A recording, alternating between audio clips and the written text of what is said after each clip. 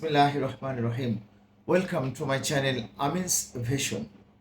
With a very heavy heart, I would like to talk about the current situation of Bangladesh. As you know, Bangladesh became independent back in 1971 as a free and independent country from the West Pakistani rulers through a 9-month independence war.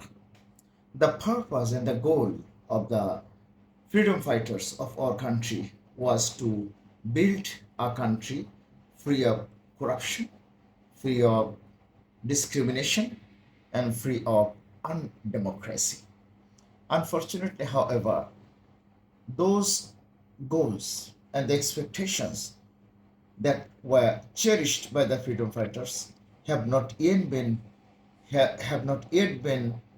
realized and materialized in our country. The country has been engrossed in a widespread corruption and discrimination. One such discrimination and corruption is related to the quota structure in civil service recruitment system. What is quota system? The quota system was introduced by the present government, Sheikh Hasina and her Awami League, and according to this quota system, more than 50% of civil service positions are to be possessed by the children, grandchildren, and the grandchildren of the freedom fighters, and which has created discrimination, which has created widespread resentment and dissatisfaction among the meritorious students. Because the possession of more than 50% of the civil service positions by simply the grandchildren of the freedom fighters will result in the discrimination, and the meritorious students will not get any opportunity to have access to the civil service position, which is number one lucrative job in our country.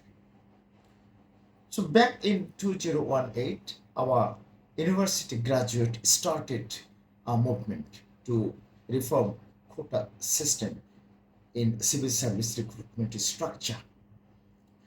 And that time, the government of Sheikh Hasina used a trick with the students. And this government declared that quota system is null and void. And later on, the government again declared and introduced quota system on the plea that the court of Bangladesh introduced it. The court of Bangladesh gave a verdict in favor of the quota system. It was because the freedom fighters sued against the government decisions of banning the quota system. And so the students became furious. They became very, very angry, and they again started a quota reform movement back on July 1, 2024. Initially, this quota movement was very, very peaceful. They simply demanded that quota should not be stopped, they said, but they said that quota needs to be reformed, legitimized. Unfortunately, however, the government was very, very silent from the very beginning.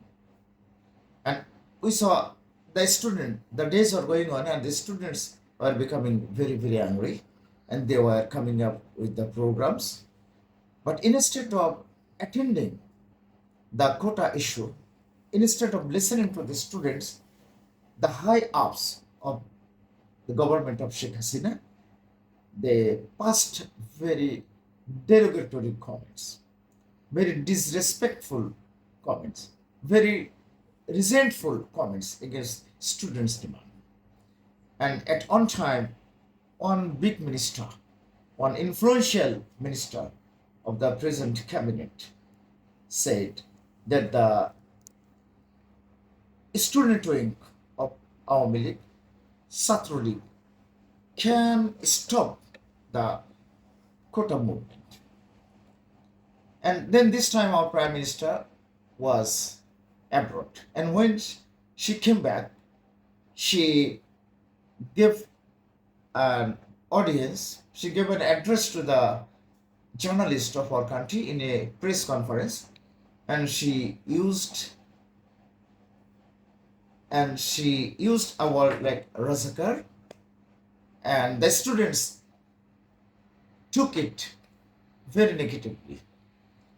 The students explained, Prime Minister was explaining that she was not she was not in fact using Razakar to mean the students, but the students took this in that sense, and the students demanded that the students said that this was shame on them.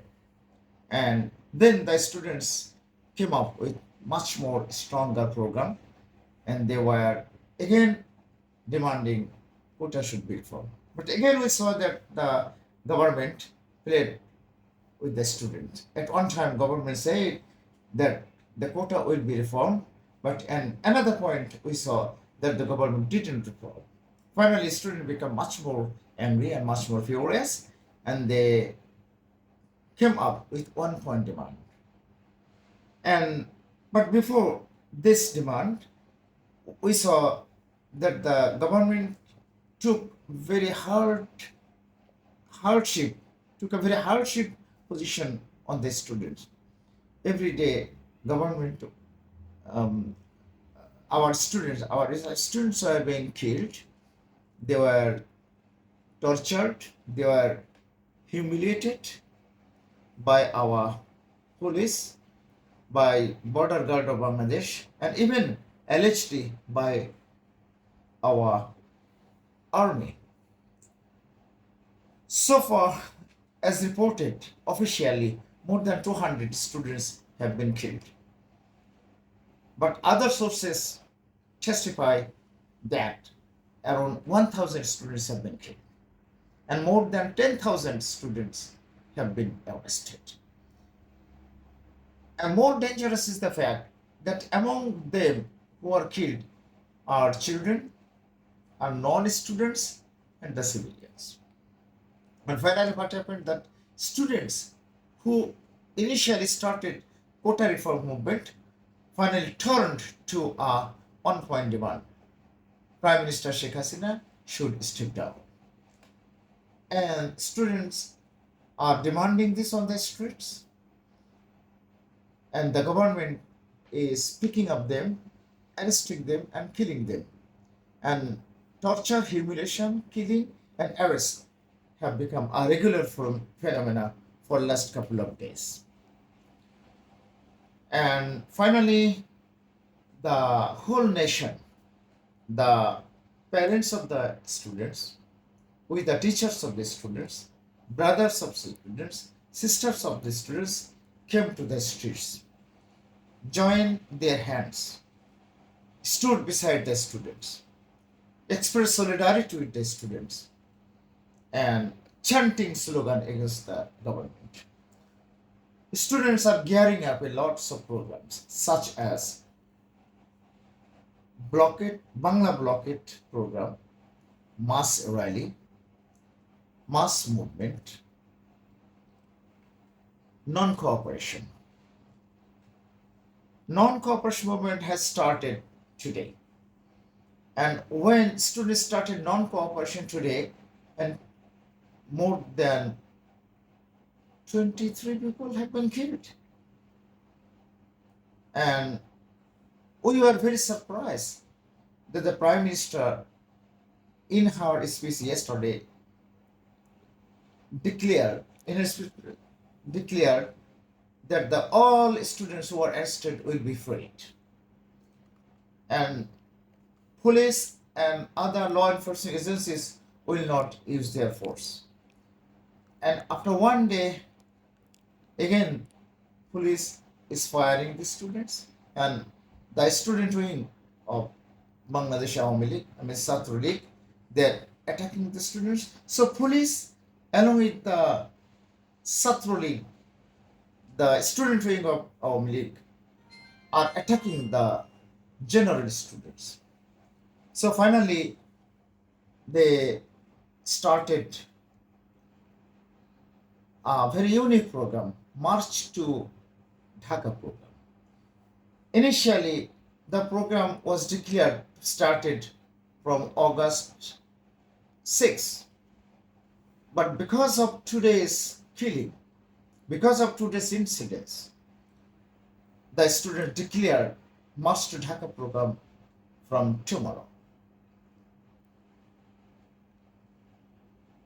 As a citizen, as a civil society member, as the citizens of Bangladesh, we are extremely concerned. We are shocked and we are suffocated because of the ongoing situation.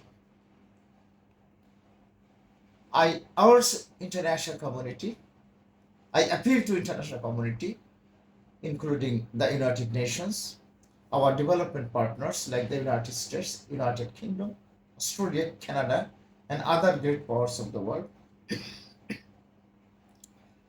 excuse me, to come up, to, to stand beside our oppressed students in order to render assistance to them to fulfill their demand. I strongly believe, like other mothers and fathers, guardians, and the teachers of the students, that the present government should step down. The one argument of the students have been, as they have been expressed in their different programs, that there is no scope of dialogue with the killers. And we do share their views. And all segments of the people, poets, journalists, artists, teachers, professionals, and the general people, general citizens of Bangladesh, by now have started expressing solidarity with the demand of the students. I believe, like my colleagues do believe, that step down and only step down may be a viable solution. Thank you for listening to me.